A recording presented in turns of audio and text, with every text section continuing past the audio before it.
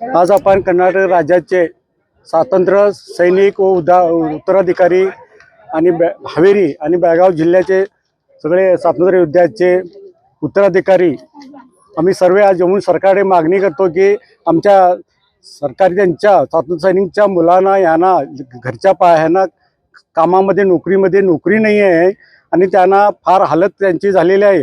हालत झाल्यानंतर त्यांना व आपल्या जीवनयाचा साथीचा काही हे गव्हर्नमेंट सरकार बघत नाही। तरी सरकारने आमची मागणी आहे की आम्हाला 5% त्याच्या सवलत मिळावी नोकरीमध्ये आणि शिक्षणामध्ये आणि आपल्या रोजगारमध्ये। काही गव्हर्नमेंटच्या आपल्या घरामध्ये पंचायतीमध्ये सुद्धा 5% त्यांना हे टॅक्स कमी व्हावं एवढंच आमच्या स्वातंत्र्य सैनिकांची मागणी आहे। माझे नाव यल्लाप्पा सीताप्पा कलकामकर, ग्रामपंचायत सुळगाव।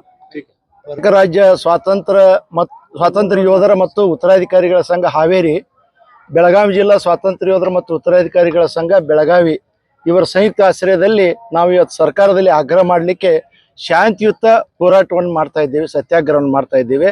ಅದರಲ್ಲಿ ಪ್ರಮುಖವಾದ ಬೇಡಿಕೆ ಅಂದರೆ ಸ್ವಾತಂತ್ರ್ಯ ಯೋಧರ ಪರಿವಾರಕ್ಕೆ ಫ್ರೀಡಮ್ ಫೈಟರ್ ಫ್ಯಾಮಿಲಿ ಅಂತೇಳಿ ಒಂದು ಗುರುತಿಸಬೇಕು। ನಾವೆಲ್ಲ ಪರಿವಾರವನ್ನು ಇದು ಸ್ವಾತಂತ್ರ್ಯ ಯೋಧರ ಪರಿವಾರ ಅಂತ ಗುರುತಿಸಬೇಕು ಒಂದನೇದ್ದು।